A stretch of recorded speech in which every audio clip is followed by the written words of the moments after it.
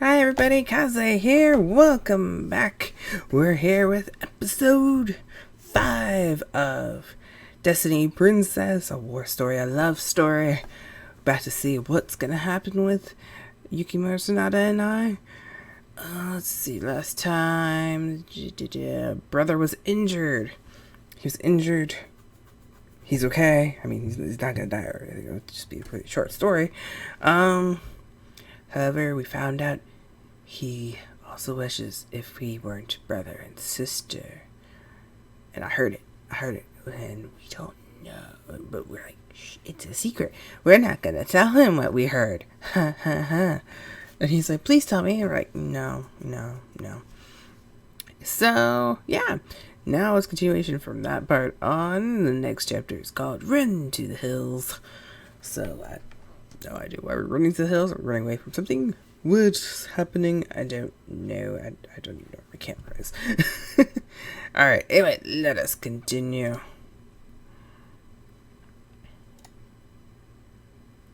There you are. Oh, hey, Kizune. Yukimura sat idly on the veranda. Sitting idly on the veranda, broke into a smile when he saw me. When did you sneak out of your room? Everyone's looking for you. It was too boring just laying down all day. But how else will your wounds heal? I'm fine. But, geez, you really are a nagging tanuki. The madder you get, the more you'll look like one. You were allowed to laugh. The profile's face is unchanged from before. Or at least, that's how it appeared. But we are brother and sister.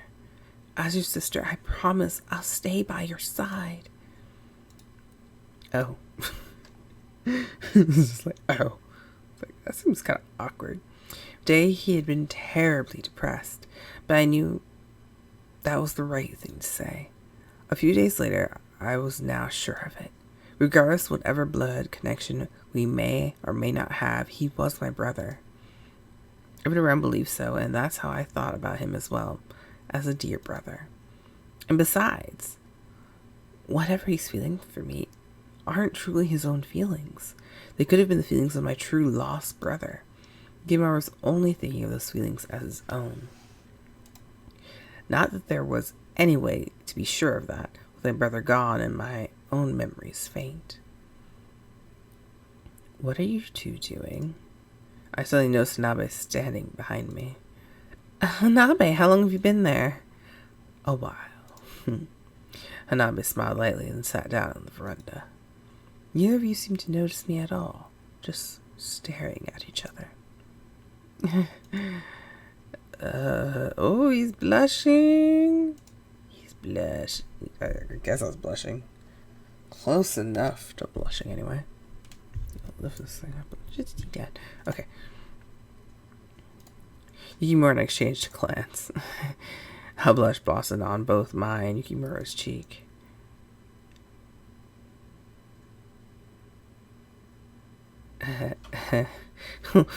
Shall I admit? I don't know what you mean. What are you talking about, Hanabi? Really, I don't like the way you phrase that. I was just simply checking to see how much my sister's face resembled that of a tanuki. Yukimura! Both of their mouths dropped open as Hanabi's laughter. Hanabi cleared his throat and then returned to his usual serious expression. I apologize. I just thought it was nice to see you two getting along so well. By the way, Yukimura, how are your wounds? Hardly a problem. I'll be ready for battle by tomorrow. Yukimura gave a quick show of his ability to move. Watching him off to the side, I felt too relieved to see. Thank goodness he was healing quickly despite how serious his injuries had looked. I thought that Hanabi had looked somehow relieved. That's wonderful, but still I beg you not to push yourself before you're ready. Hanabi's right. You have a tendency to be careless. You guys don't have to tell me that. I promise. I'll be good and take it easy. Yukimura gave a light wave of his hand, and then he turned to Hanabi with a serious gaze. So, how fares the war? Masamune and Kotaro have the castle well protected. I see. Yukimura nodded and bowed his head toward Hanabi. I apologize to you, to Masamune and Kotaro, and to all of the troops. Due to my actions, our casualties have increased. It's an unusually admirable thing for you to admit. Hanabi smiled sarcastically. Rather than apologize, just take care that it doesn't happen again. Masamune said Yukimura was injured going off alone to help an isolated soldier, but Yukimura casually shook his head. I can't make that promise. Yukimura. Hanabi frowned, but Yukimura didn't back down. I won't abandon the men who trust and follow us. That wouldn't do anyone any good. However, I'll be more careful not to be injured next time. Hanabi sighed, shrugged, and then stood up. I can see there's no convincing you, so I suppose we can make that compromise. Are you finished lecturing me now? Yet? Not yet. You understand better than I expected, so I'm inclined to forgive and forget. Hanabi gave a quick bow to me and then left. Again, Yukimura and I were left alone.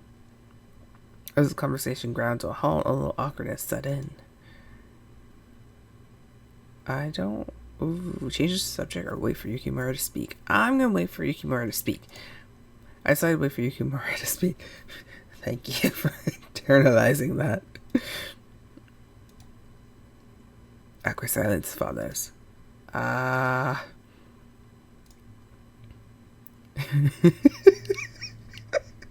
Say something, Kitsune. Huh? Why? Because I hate this kind of awkward silence. You're hopeless. I had been stupid to rely on him to speak up. I felt so awkward. I should do something about it. Well, did I tell you I went to help out in the kitchen? Precisely, I tried to go help, but I've been chased away, but still. You? Help in the kitchen? Yeah, what about it? Help, huh? I would just expect Tanuki would be more of a bother than help there. Yukimura! Yukimura laughed, looked at me, and then looked away. From beside him, I watched his expression change. It looked as if he were holding back anger. What's wrong? You look angry all of a sudden. Yukimura? Hanabi is a good man. Huh? What made you change your mind? I didn't change my mind. I felt that way for a long time. He's always been a little sarcastic, but deep down, he's not all that. At that point, Yukimura stopped and tilted his head. That's not right. I feel like he used to be a much nicer guy. But I also have the impression that he's always been mean. Why would that be? I think that's because you probably knew each other from both worlds? Yeah. Yukimura was thoroughly puzzled. I guess that perhaps his memories had been scrambled. The fiancé I could remember in my faint memories had been a kind person. But the way Yukimura spoke about him, could Yukimura and Hanabi have known each other in the other world the dagger had spoken of? Yukimura apparently had grown weary of wondering and slapped his legs and then spoke. Anyway, Hanabi is a good guy. You should have married him. Astounded, I replied. Why are you bringing that up now? The issue's already long since over. It's not over. Yukimura roared and shook his fist. If I hadn't been for that, I would have... Yukimura made no move to look at me.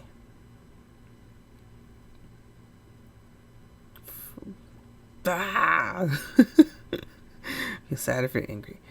He won't look at me.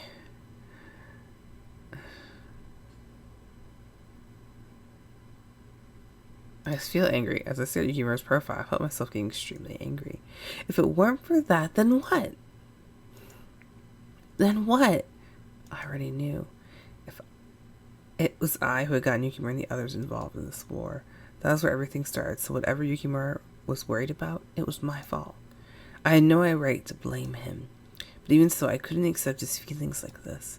After heavy sighs, Yukimura struggled to speak. Sorry. You're right. It's no use to have nothing to do. I have nothing to do with whatever happened between you two. Yukimura stood and started to walk off. Where are you going? I must be a little loopy from oversleeping. I'm going to walk it off before I say anything else. But if you do that, your wounds, I'll take it easy, I promise. With a final casual smile, Yukimura turned the corner and disappeared. I stood rooted in place, unable to go after him. The sun shone on the courtyard. In here, you'd never know there was a war going on outside. Maybe I should just confess everything.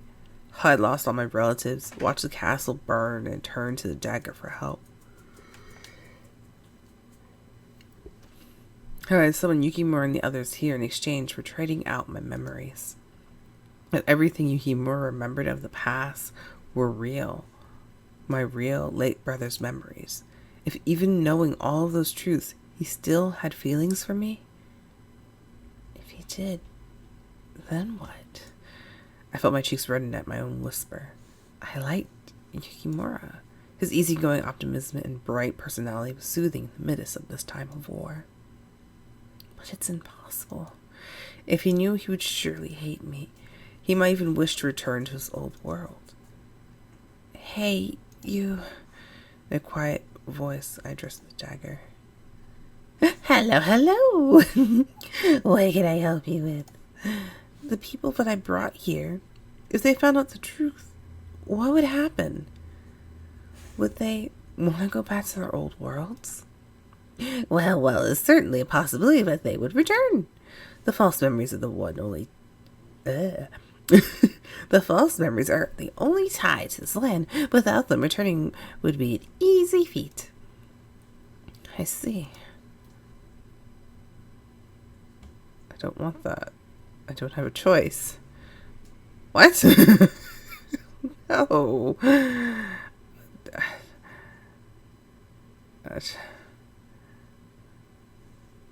I don't want that. No. I don't want Yukimura to go back. That was a spontaneous whisper of my heart. Just how selfish a woman could I be? Sending them all here, hurting them, and now whining about not wanting them to leave. Them? So I realized something. Was it really all of them going back to their own worlds what I opposed to? No. It was Yukimura. Princess, you really don't have to do that.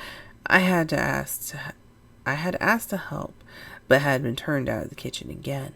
They were polite enough, but still got the impression that my presence was a bother. So I'd gone to the sewing room to help with the mending, and then been met with the same attitude. It's fine, I'm not very good, but I'll be more help here than in the kitchen.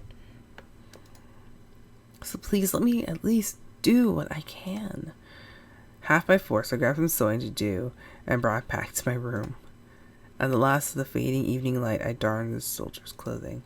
Each piece was well worn from the daily battles, tear and bite marks.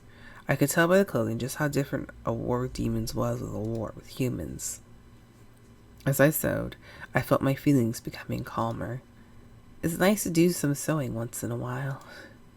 I'd always preferred horseback riding, tree climbing, and archery to more ladylike activities. I wasn't good at sewing, so I never accepted that needlework could be so calming. Expected. When my heart grew quiet, it became apparent what I had to do. I have to tell them. Sooner or later, I had to tell them of the terrible crimes I had committed. But as of now, I couldn't afford to have them leave.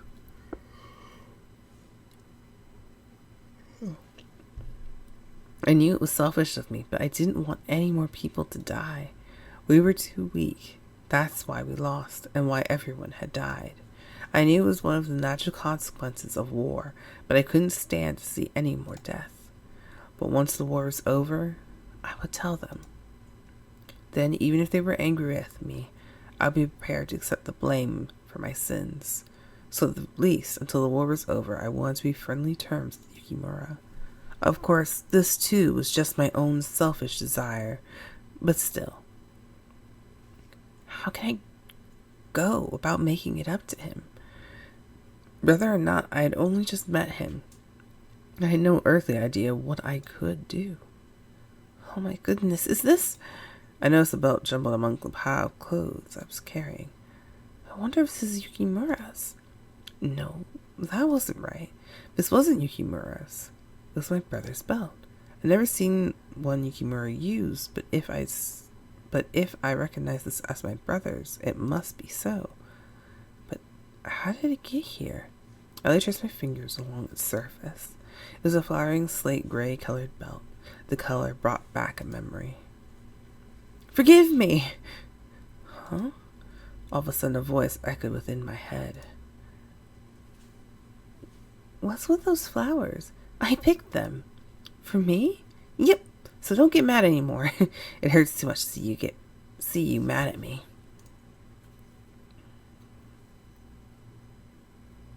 How does the belt bring back a memory about flowers? I couldn't remember his face. I couldn't even clearly remember his voice. But yet inside me something was still there. The slate gray color of the flowers my brother had picked for me. Okay, that would be why. Okay. Flowers for forgiveness.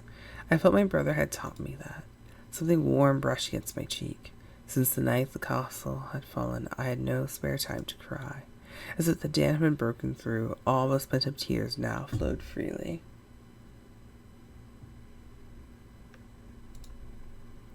Can you forgive me for forgetting you? Forgive me, brother, for never realizing how you felt about me. Forgive me for my feelings until now, Yukimura. I feel like I heard the words, yes, I forgive you. It seemed as if this belt had come here to give me that message. Maybe that was just a convenient delusion, but I wanted to believe it was true. By the time I finished my sewing, it was late into the night. The place my brother had picked flowers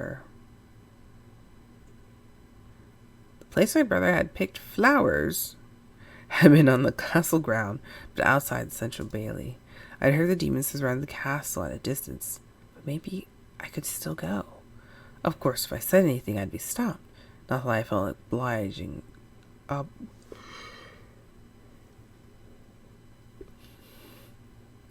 an attendant anyway. I could wait until morning, I thought, but in the end my impatience won out. That spot has a good lookout. As long as I'm careful, I should be fine. Taking the secret path, I snuck quietly out of the castle. Yes! The land lay ruined as far as I could see, but the flowers I saw were somehow survived. Now all I had to do was quickly pick them. I casually walked over toward them and then let out a scream. Ah!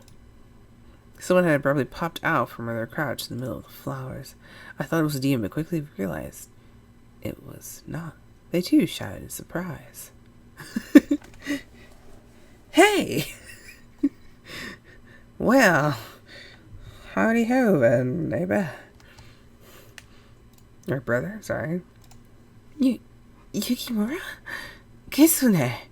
Yukimura's eyes were wide. What are you doing here? I came to pick some flowers. What were you doing?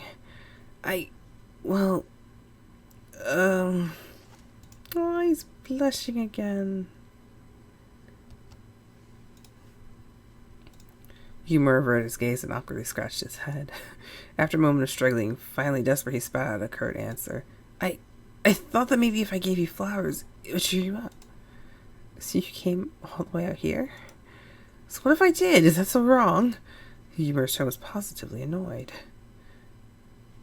It's okay. No, nothing's wrong with that.